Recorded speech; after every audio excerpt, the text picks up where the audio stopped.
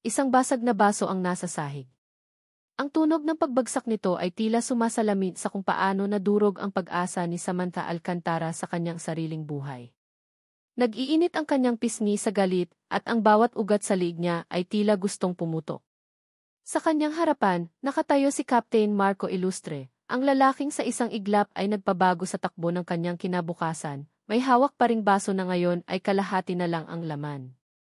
Hindi ito ang Marco na kilala ng lahat, ang paboritong piloto ng Alcantara Airlines, ang T-Golden Boy ng Philippine Skies.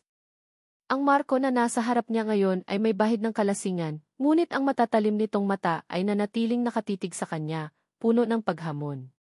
Ito ay naganap sa isang gala ng kumpanya, sa gitna ng selebrasyon ng kanilang bagong milestone, at ngayon, ang lahat ng mata ay nakatuon sa kanila. Hindi mo ba kayang mag-ingat, Captain Ilustre? Matalim na tanong ni Samantha, hindi niya alintana ang mga bulungan sa paligid.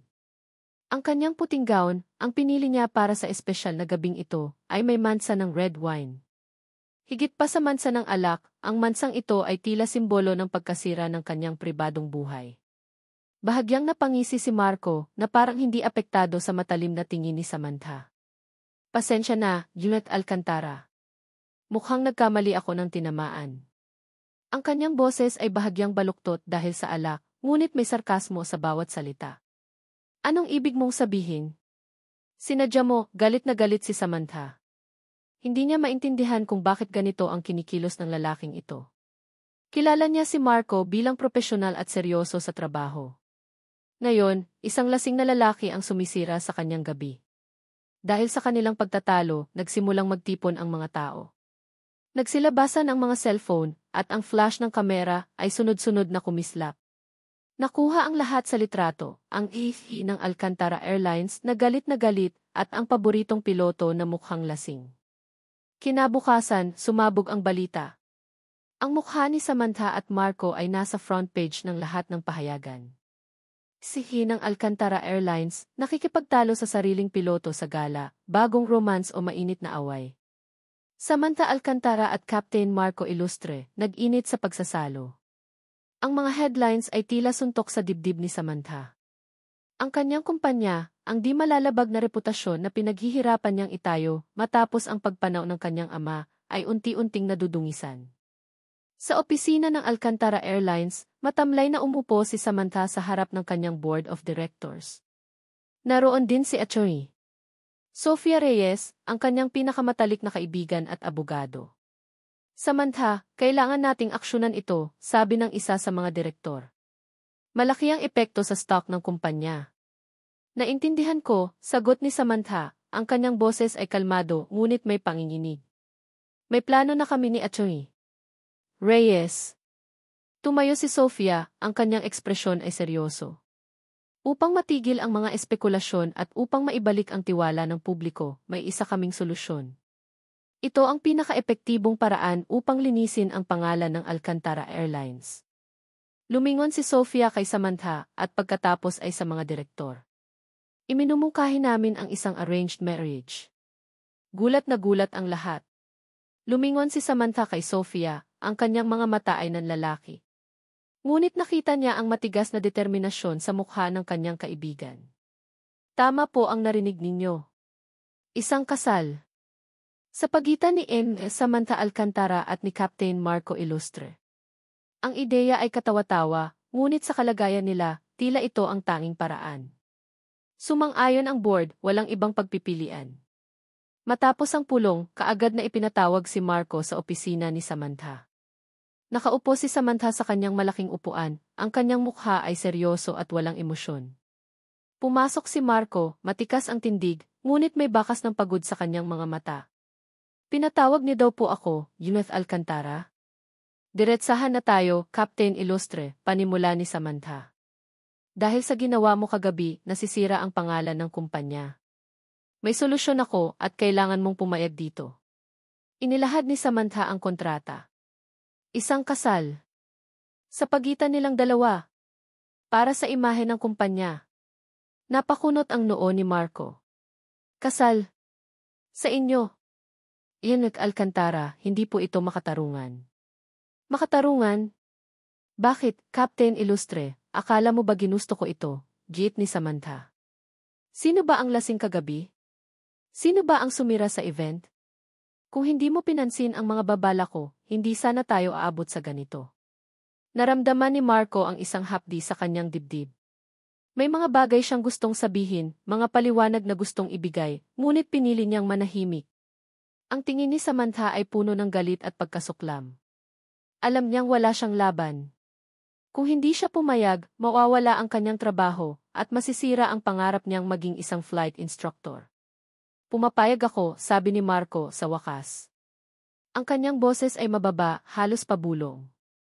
Mabuti, tugon ni Samantha, walang emosyon. Basahin mo ang kontrata. At pirmahan. Ang kasal ay ginanap ng magumadali, malayo sa mata ng publiko.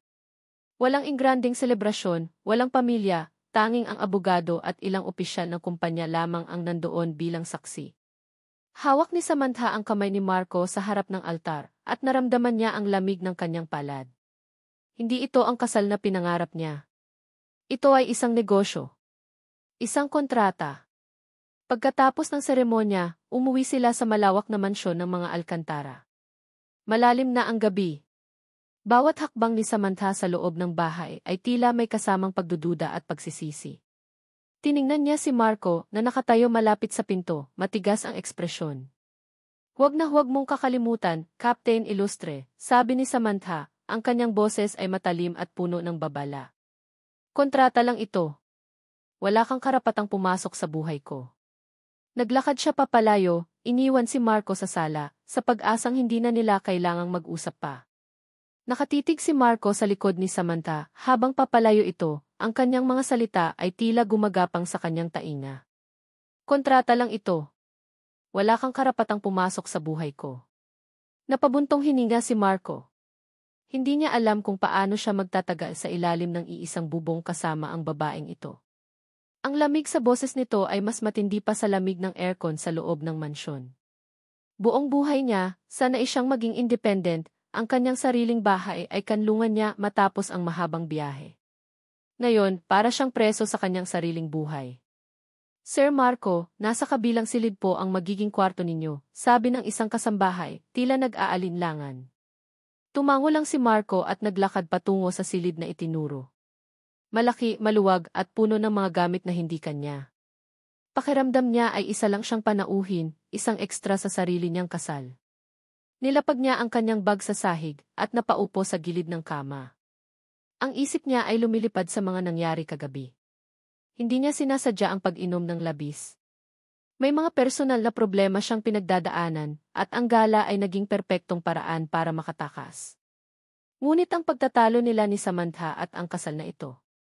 Hindi niya akalain na aabot sa ganito. Sa sumunod na mga araw, ang buhay sa mansyon ay tila isang maingat na sayaw.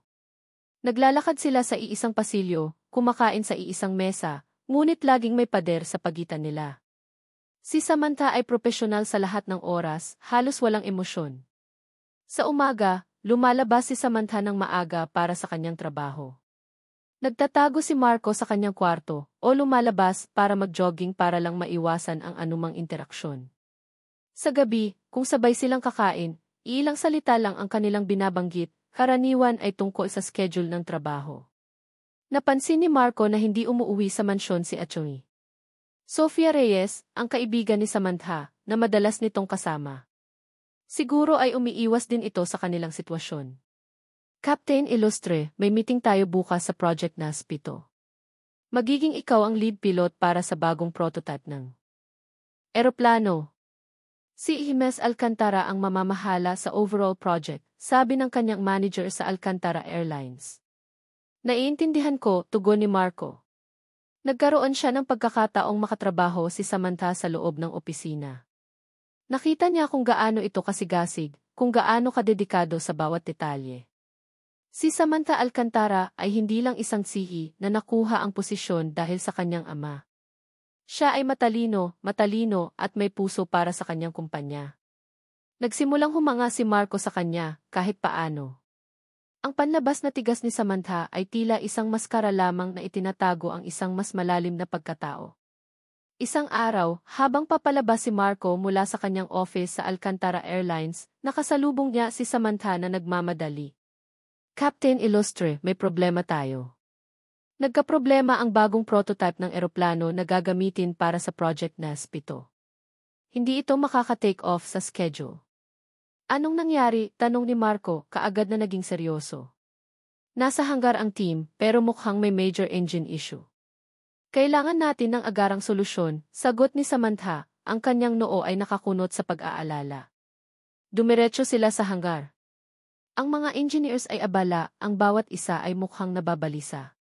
Tiningnan ni Marco ang blueprint ng eroplano at pagkatapos ay maingat na sinuri ang makina. Ang problema ay hindi sa makina mismo, Gwyneth Alcantara, sabi ni Marco. May mali sa calibration ng fuel injection system. Kung hindi ito maayos, maaaring magkaroon ng overheating. Nagulat ang mga engineers. Paano mo nalaman, Captain? Tanong ng isa. Nakakita na ako ng ganitong problema dati sa training ko sa labas ng bansa, sagot ni Marco, at agad na binigyan ng instructions ang team. Kailangan natin itong i-recalibrate ng manual. Hindi ko pa nakita ito sa ibang eroplano, kaya mukhang isa itong bagong uri ng problema. Kinailangan nilang magtrabaho ng maraming oras.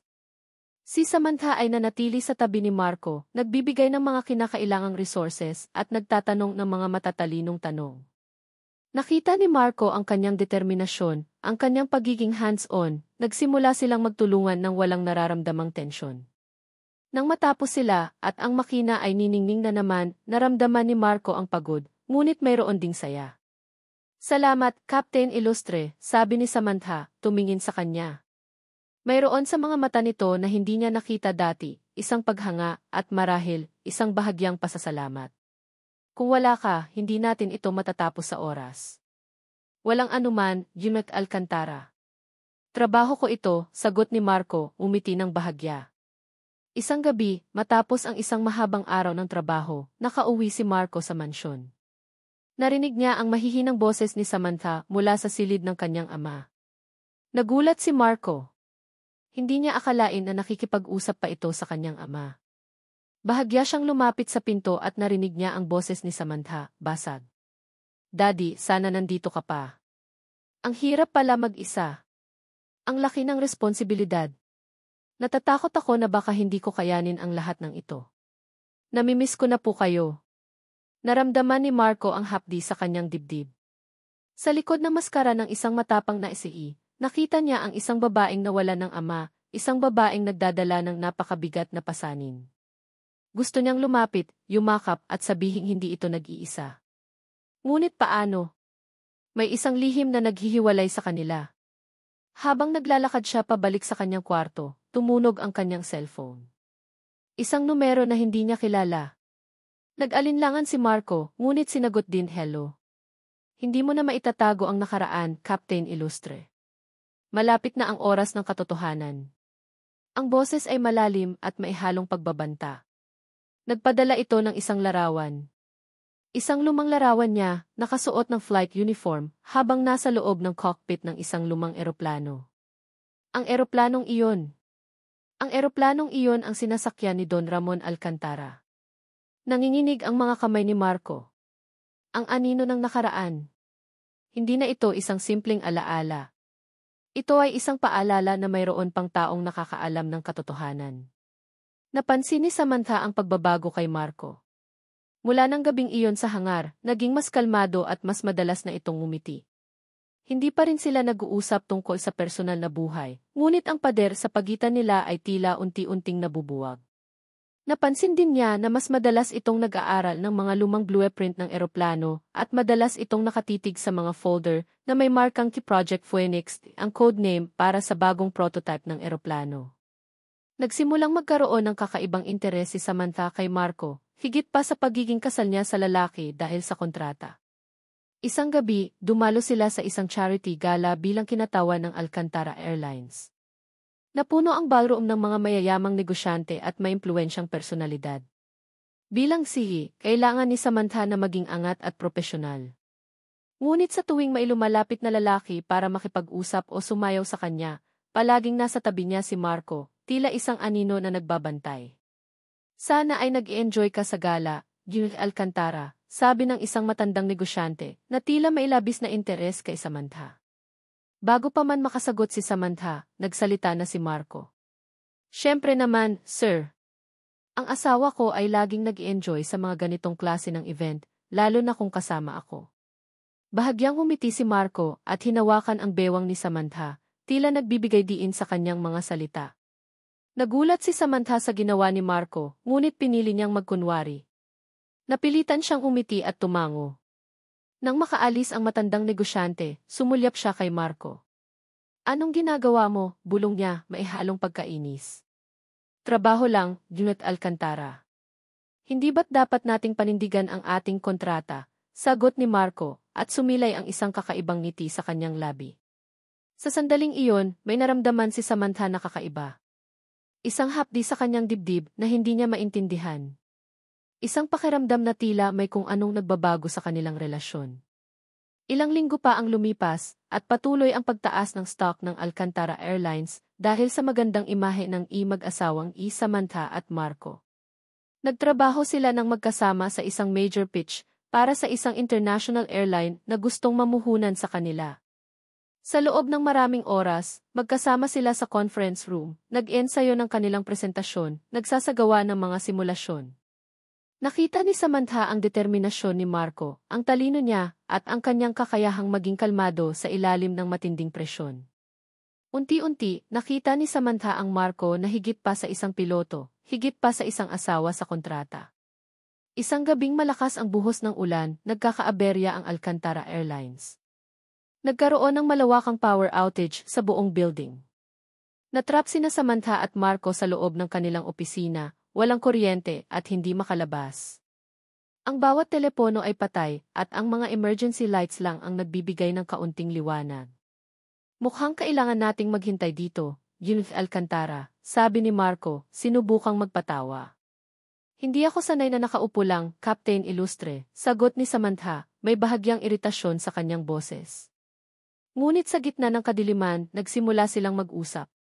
Hindi tungkol sa trabaho, kundi tungkol sa kanilang mga pangarap, sa kanilang mga takot. Kinuwento ni Samantha ang kanyang pagkabata, ang kanyang relasyon sa kanyang ama, at ang bigat ng responsibilidad na kanyang pinasan matapos ang pagpanaw nito. Nakikinig si Marco at sa bawat salitang lumalabas sa bibig ni Samantha, nararamdaman niya ang sakit ng babaeng ito. Ang hirap palang mag-isa, di ba? Bulong ni Samantha. Tumango si Marco. Lalo na kung pakiramdam mo, ikaw lang ang pwedeng umintindi sa mga pinagdadaanan mo. Sa sandaling iyon, parang may nagbukas na pintuan sa pagitan nila. Hindi na sila tsihi at piloto, hindi na sila asawa sa kontrata. Sila lang, dalawang tao na nagbabahagi ng kanilang mga kalungkutan. Nang gabing iyon, sa gitna ng dilim at lamig, sa pagitan ng mga patak ng ulan sa bintana, nagkalapit ang kanilang mga puso. Ang pagitan na minsan ay puno ng galit at pagdududa ay napalitan ng isang kakaibang ginhawa. Hindi nila pinlano, hindi nila inasahan. Ang isang halik na nagsimula sa isang inaasahang paghahanap ng kapanatagan ay nagtuloy sa isang bagay na mas malalim. Kinabukasan, nagising si Samantha sa yakap ni Marco. Nagulat siya. Hindi niya inaasahan ito. Isang halo ng pagkabigla at pagkalito ang sumakop sa kanya. Mabilis siyang bumangon at nakita niya si Marco na nakatingin sa kanya. Walang salitang lumabas sa bibig nila. Ang pagkakakita nila ay tila nagpapahiwatig ng isang bagay na hindi na pwedeng baliwalain. Lumipas ang ilang linggo. Napansin ni Samantha ang kakaibang pagbabago sa kanyang katawan. Madalas siyang nakakaramdam ng pagkahilo at lumaki ang kanyang gana sa pagkain. Nag-aalala siya. May kung anong nagpapabilis sa tibok ng kanyang puso. Isang hapon, pumunta siya sa kanyang doktor, si Dra. Almazan, isang kaibigan ng pamilya.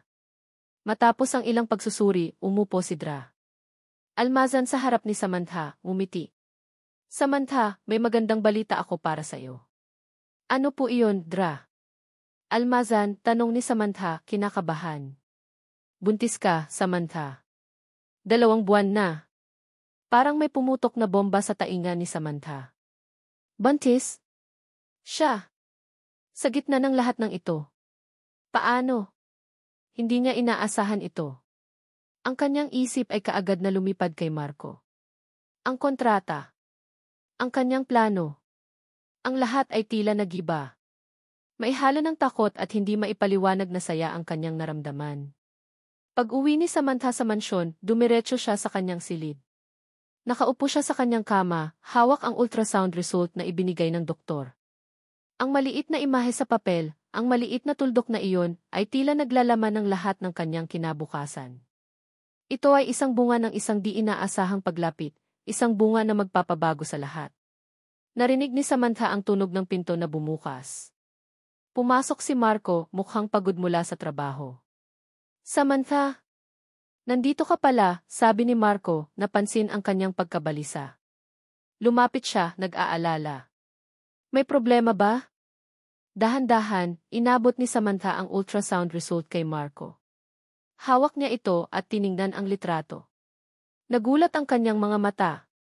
Mula sa kanyang mukha, nakita ni Samantha ang lahat ng emosyon, pagkabigla, pagkalito, at pagkatapos ay isang malalim na pag-aalala. Marco T.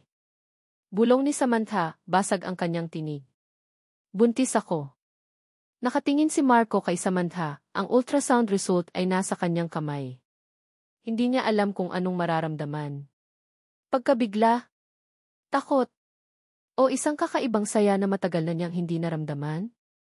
Ang maliit na tuldok na iyon sa papel ay tila naglalaman ng lahat ng kanyang pangarap at lahat ng kanyang kinatatakutan. Isang bata. Anak nila. Ngunit ang kanilang kasal ay isang kontrata lamang. Paano?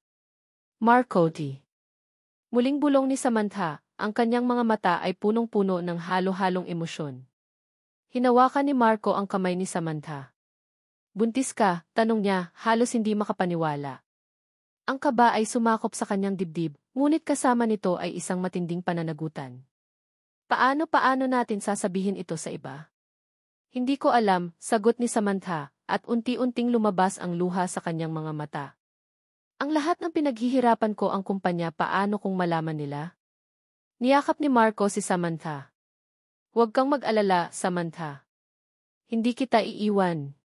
Pananagutan ko ito. Haharapin natin ito ng magkasama. Ang mga salitang iyon ay tila nanggaling sa pinakalalim na bahagi ng kanyang puso. Ito ang tamang gawin. Ito ang kanyang responsibilidad. Nagdesisyon silang ilihim muna ang pagbubuntis ni Samantha mula sa publiko at sa board, hanggang sa maging handa sila. Sa mga sumunod na buwan, unti-unting nagbago ang buhay sa mansyon. Mas nagkalapit sina Samantha at Marco. Nag-aalala si Marco sa bawat maliit na bagay, ang pagkain ni Samantha, ang kanyang pahinga. Sinubukan niyang maging perpektong ama at asawa, kahit pa ang kanilang relasyon ay nagsimula sa isang kontrata. Nakita niya ang pagbabago kay Samantha, mula sa pagiging isang matigas at seryosong naging mas malambot at mas mapagmahal siya. Nang ipanganak si Sofia, ang kanilang panganay, pakiramdam ni Marco ay nabuo ang kanyang mundo. Ang maliit na sanggol na iyon, ang kanyang mga mata na tila may pag-asa, ay nagbigay sa kanya ng dahilan para lumaban. Pagkalipas ng ilang taon, sinundan pa ni Miguel at Leia si Sofia. 3 anak. 3 anghel na nagpuno ng pag-ibig sa kanilang tahanan. Ang kanilang kontratang kasal ay tuluyan ng naging isang pamilya. Isang pamilya na hindi niya inakala na magkakaroon siya. Ngunit sa gitna ng kanilang kaligayahan, may isang anino na patuloy na bumubulabog kay Marco. Ang panaginip tungkol sa pagbagsak ng eroplano, ang tinig ng kanyang manager na nag-uutos sa kanya, at ang pagtatago ng isang tao na pumigil sa kanya. Hindi ito maiiwasan. Ang lihim tungkol sa pagpanao ni Don Ramon Alcantara. Tuwing gabi, kapag tulog na ang lahat, palihim na nag-aaral si Marco ng mga lumang flight reports at maintenance logs ng Alcantara Airlines. Nais niyang malaman kung ano talaga ang nangyari. Alam niyang may kulang sa investigasyon. Ang opisyal na report ay nagsabing human error ang sanhi ng aksidente, at bilang piloto ng eroplanong iyon, alam niyang hindi iyon totoo. May mali. May nagtatago ng katotohanan. Isang gabi, habang nag-i-examine siya ng isang lumang email correspondence sa kanyang laptop, nakita ni Marco ang isang nakakurbang mensahe. Hindi ito kasama sa mga opisyal na dokumento. Ito ay nakatago sa isang backup server na nakalimutan na ng lahat. Kailangan niya ng decryption key. Ilang araw siyang nagpuyat, naghahanap ng paraan para mabuksan ang mensaheng iyon. Nang sa wakas ay nabuksan niya, nanginginig ang kanyang mga kamay. Ang mensahe ay mula sa isang tao na may pangalang TEE at nakalagay, "Sir, naayos na po ang sistema. Hindi po ito magpapakita ng anumang anomaly sa flight tests. Ang sabi niyo po, walang makakaalam. Hindi po ba ito delikado?" At ang sagot mula sa isang user na may pangalang Tilio de la Vega, "Huwag kang mag-alala. Walang makakaalam. At ang Alcantara Airlines, magiging akin. Ang huling flight ni Don Ramon, ang magiging simula ng aking paghahari." Nanlaki ang mga mata ni Marco. Leo de la Vega. Ang dating kakompetensya ni Don Ramon at ang naging kontrobersyal na ex-boyfriend ni Samantha. Ngunit higit sa lahat, ang taong iyon ay may kaugnayan sa aksidente. Hindi lang iyon, may kasunod pang mensahe mula kay Hihi na nagpapahiwatig na may nagmanipula sa flight data recorder at black box ng eroplano. Para siyang sinakluban ng langit. Ang lahat ng alam niya, ang lahat ng matagal na niyang pinaniniwalaan, ay biglang nagiba. Hindi aksidente ang nangyari kay Don Ramon. Ito ay sinadya. At hindi siya ang may kasalanan. Si Leo de la Vega ang nasa likod ng lahat. Ang laso ng lihim na matagal nang bumubulabog sa kanya ay may pangalan na ngayon. At ang pangalan na iyon ay may direktang koneksyon sa taong itinuturing ni Samantha na halimaw. Hindi niya alam kung paano niya sasabihin ito kay Samantha. Hindi lang ito tungkol sa pag-iwas sa kaso, kundi sa isang mas malaking krimen na nagpabago sa buhay ni Samantha at nagdulot ng sakit sa kanila. Leo de la Vega. Bulong ni Marco, ang kanyang puso ay kumakabog ng malakas. Ikaw ang may kagagawa nito.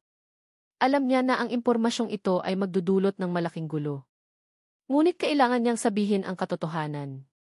Hindi lang para sa kanyang sarili, kundi para kay Samantha, para sa kanyang mga anak. Ang katotohanan ang tanging makakapagpalaya sa kanila. Nag-iisip si Samantha habang nakaupo sa opisina niya. Nitong mga nakaraang araw, napansin niya ang malaking pagbabago kay Marco. Madalas itong balisa, malalim ang iniisip at madalas na nawawala sa sarili. Kapag tinatanong niya kung ano ang problema, palagi itong sumasagot na wala o titrabaho lang. Ngunit alam ni Samantha na may mas malalim pa. Ang mga mata ni Marco ay tila may kinikimkim na malaking lihim, at ang lihim na iyon ay may kaugnayan sa kanilang nakaraan, sa kanilang kasal, at higit sa lahat, sa pagkamatay ng kanyang ama. Hindi na siya mapakali. Isang araw, habang sinusuri ni Samantha ang mga financial reports ng Alcantara Airlines, napansin niya ang isang serye ng mga unusual transactions at mga ulat ng system glitches sa kanilang flight operations. Hindi ito normal. Mabilis na lumabas ang mga bali-balita sa industriya, nagdulot ng pagbaba sa stock ng kumpanya. Nagsimulang makatanggap si Samantha ng mga tawag mula sa mga investors, nagtatanong tungkol sa integridad ng kanilang sistema at sa kakayahan ng Alcantara Airlines na manatiling matatag. "Sofia, tingnan mo ito," sabi ni Samantha kay Atty. Sofia Reyes, itinuro ang mga data sa kanyang computer. "May sumusubok na sirain ang kumpanya natin. At may kutob ako kung sino." "Sino?" tanong ni Sofia, ang kanyang noo ay nakakunot. "Leo de la Vega," sagot ni Samantha, ang kanyang boses ay malamig. Siya lang ang may motibo at koneksyon para gawin ito. Matagal na niyang gusto ang Alcantara Airlines. Noong gabing iyon, habang naghahanda si Samantha ng hapunan, nakita niya si Marco na tahimik na naglalaro kasama sina Sofia, Miguel at Leia sa sala. Ang eksena ay perpekto, isang masayang pamilya. Ngunit sa likod ng lahat ng iyon, mayroong isang bagay na bumabagabag kay Samantha. Ang pananahimik ni Marco. Ang mga sikreto niya. Lumapit si Samantha kay Marco. "Marco, kailangan nating mag-usap. Ano ang nangyayari sa'yo? Bakit ka nagtatago ng kung anuman? May kinalaman ba ito sa mga nangyayari sa kumpanya?" Napatigil si Marco sa paglalaro. Tumingin siya kay Samantha, ang kanyang mga mata ay punong-puno ng pag-aalala. "Samantha, hindi pa ito ang tamang panahon para pag-usapan." "Hindi tamang panahon?" "Marco, ang kumpanya ko ay nasa panganib. Ang pamilya natin ay nasa panganib. May koneksyon ba ito sa pagkamatay ni Daddy? May kinalaman ka ba sa pag-atake ni Leo?" Ang mga tanong ni Samantha ay mabilis at ang kanyang boses ay unti-unting lumalakas. Napakagatlabi si Marco. Gusto niyang sabihin ang lahat, ngunit natatakot siya. Ang banta ni Leo de la Vega ay hindi biro. Samantha, hindi mo kailangang malaman ang lahat ngayon. Tiwala ka lang sa akin. Tiwala. Tumingin si Samantha kay Marco, ang kanyang mga mata ay nanlilisik. Paano ako magtitiwala kung nagtatago ka ng malaking lihim? Paano ako magtitiwala kung ang bawat tingin mo ay tila may kinikimkim na katotohanang ayaw mong ilabas? Akala ko ba, isa na tayong pamilya? Bakit may mga sikreto pa rin tayo sa isa't isa? Naramdaman ni Samantha ang pagkadismaya. Ang pader na pinagsikapan niyang buwagin ay tila muling itinatayo ni Marco, bato-bato. Naramdaman niya ang sakit ng pagtataksil, kahit pa hindi niya alam ang buong detalye. Ang pagkakataong ito, pakiramdam niya ay nawawala na ang Marco na minahal niya. Ang tiwala niya ay unti-unting nawawala. Sa mga sumunod na araw, lumala ang sitwasyon sa Alcantara Airlines. Isang serye ng mga artikulo sa pahayagan ang lumabas, nagtatampok sa mga ilihim sa likod ng pagkamatay ni Don Ramon Alcantara at ang papel ni Marco Ilustre sa insidente. May mga peking ulat na nagsasabing si Marco ay may malaking utang na loob kay Leo de la Vega at posibleng kasabwat ito. Alam ni Samantha na si Leo ang nagpapakalat ng mga ito. Isang hapon, habang nagmamaneho si Samantha pabalik sa mansyon, may nakasunod na sasakyan sa kanya. Nakita niya ang isang itim na van sa rearview mirror niya. Nagmamadali siyang magmaneho. Nang makarating siya sa gate ng mansyon, lumabas ang isang lalaki mula sa van, ay hawak na kamera, at mabilis na kinunan ng litrato si Samantha. Mabilis na nakapasok si Samantha sa gate, ang kanyang puso ay kumakabog. Nagsisimula na si Leo. Hindi na ito negosyo lang. Ito ay personal. Sa gabing iyon, habang umiiyak si Sofia sa kanyang silid dahil sa isang masamang panaginip, niyakap siya ni Samantha. "Mommy, natatakot po ako," sabi ni Sofia. Naramdaman ni Samantha ang lamig sa kanyang katawan. Hindi lang ang kumpanya niya ang nasa panganib. Ang kanyang mga anak, ang kanyang pamilya, ay nasa panganib din. Nang gabing iyon, dumating si Marco sa bahay. Nakita niya si Samantha na nakaupo sa sala, balisa. Lumapit siya, nag-aalala. "Samantha, narinig ko ang nangyari sa kumpanya. Gusto kong tulungan ka." "Paano, Marco?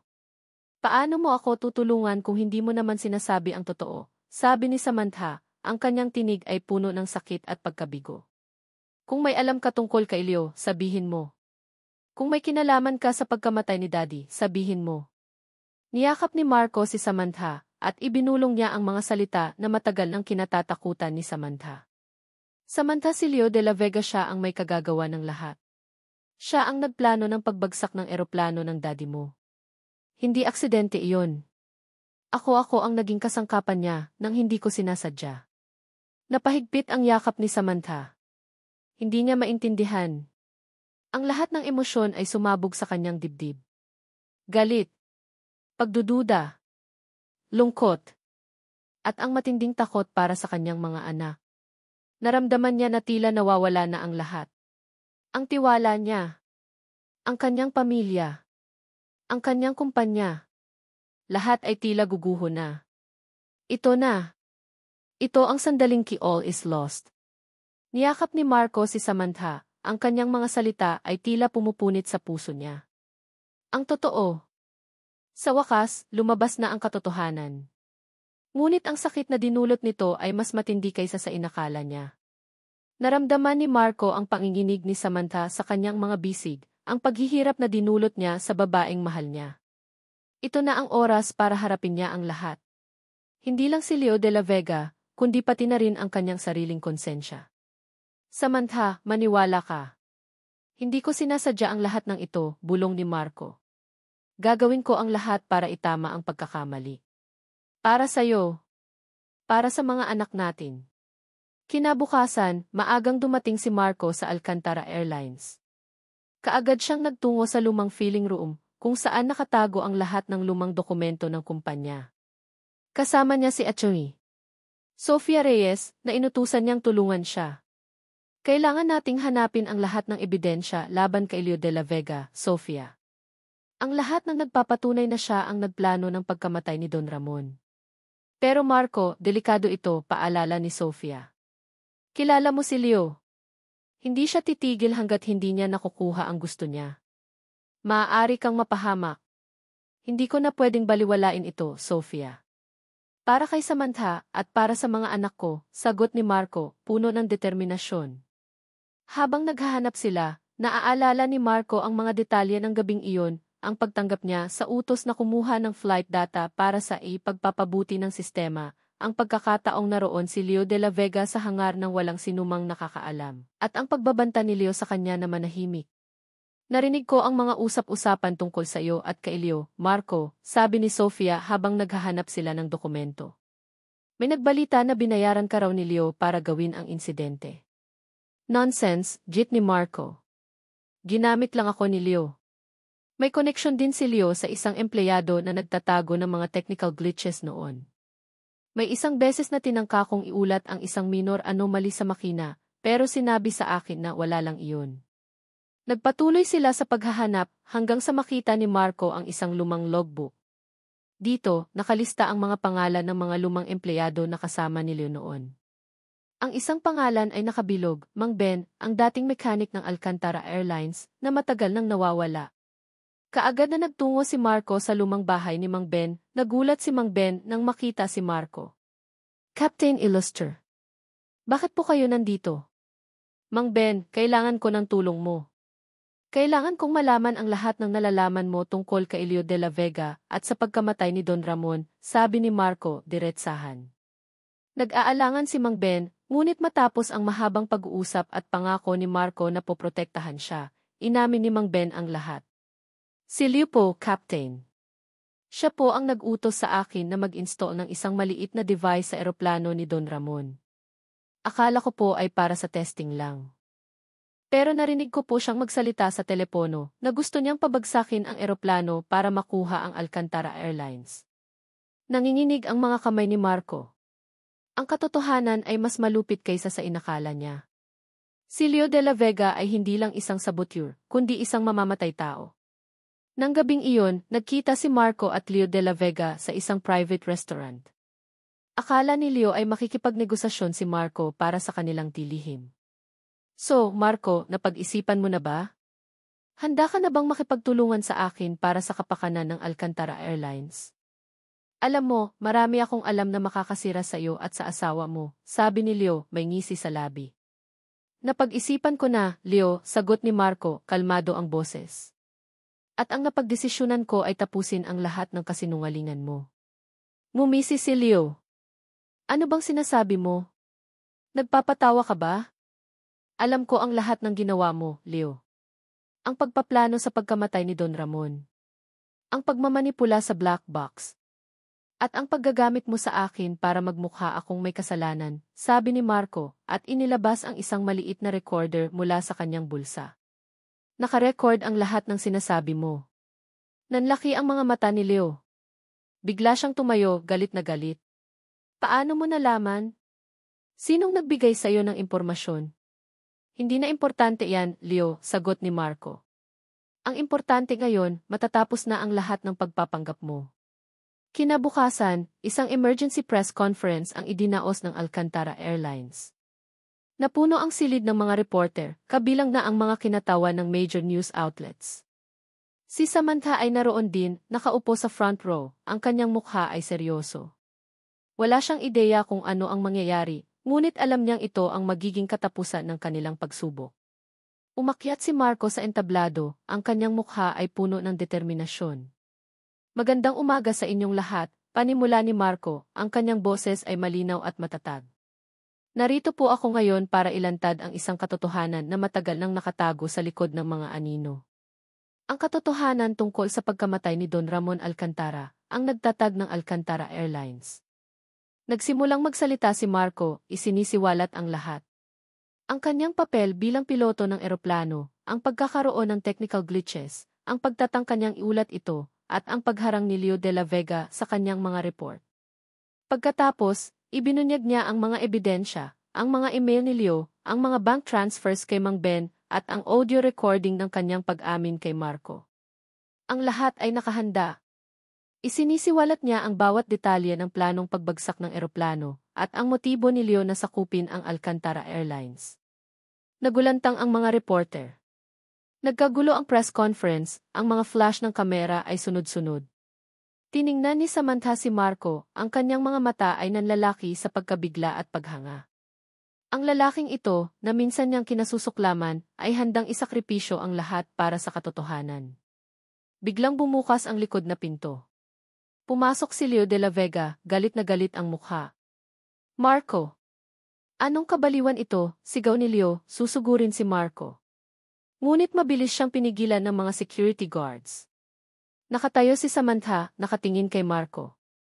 Ang sakit ng nakaraan ay unti-unting napapalitan ng isang kakaibang ginhawa. Ang lahat ng pagdududa, ang lahat ng paghihinala ay biglang nawala.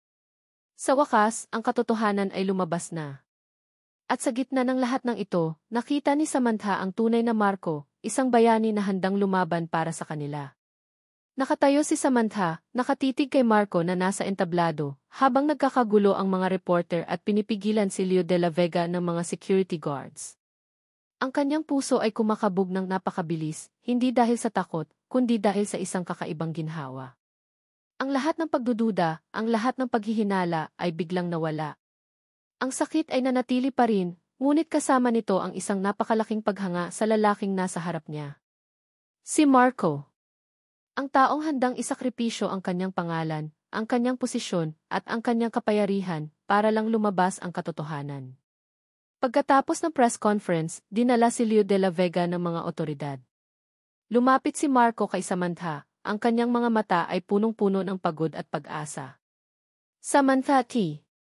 Bulong niya, halos hindi makapagsalita. Tiningnan ni Samantha si Marco. Sa kauna-unahang pagkakataon, nakita niya ang Marco na hindi nakatago sa likod ng anumang lihim o maskara. Lumapit siya at dahan-dahang niyakap ang lalaki. Salamat, Marco, sabi niya, ang kanyang boses ay basag. Salamat sa paglabas ng katotohanan. Sa sandaling iyon, ang mga luha na matagal niyang pinipigilan ay tuluyan ng bumuhos. Luha ng sakit, ngunit higit sa lahat, luha ng ginhawa. Kinabukasan, maagang nagtungo si Samantha sa sementeryo. Sa harap ng puntod ng kanyang ama, si Don Ramon Alcantara, lumuhod si Samantha. Hinawakan niya ang lapida, ang kanyang mga daliri ay dahan-dahang gumuhit sa pangalan ng kanyang ama.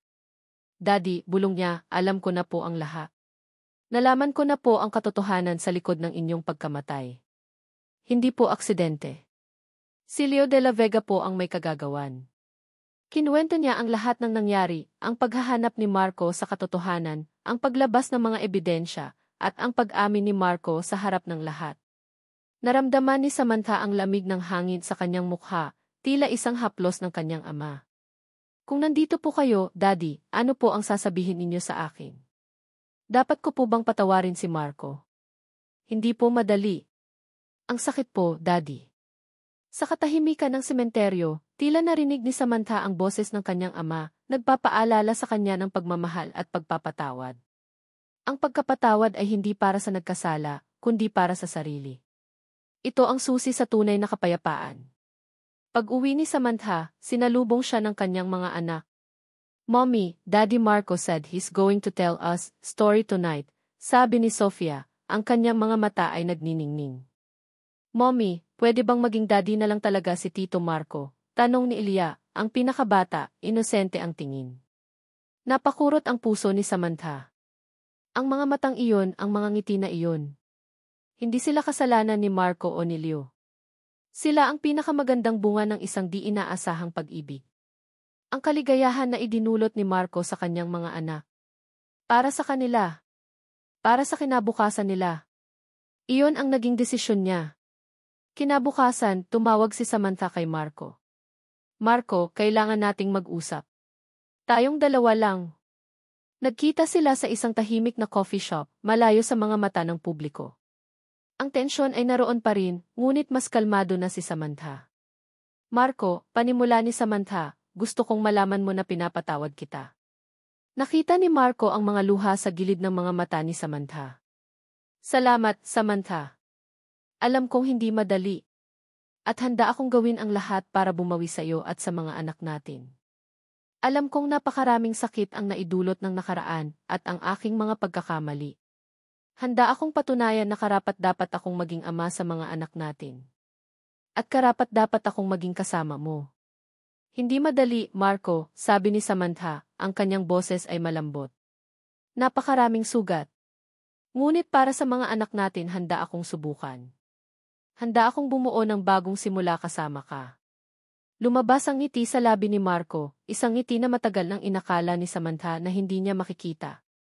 Niyakap niya si Samantha, isang yakap na puno ng pagmamahal, pasasalamat at pag-asa. Paglipas ng mga buwan, unti-unting gumaling ang mga sugat. Si Leo de la Vega ay naharap sa kaso dahil sa kanyang mga krimen at napatunayang guilty.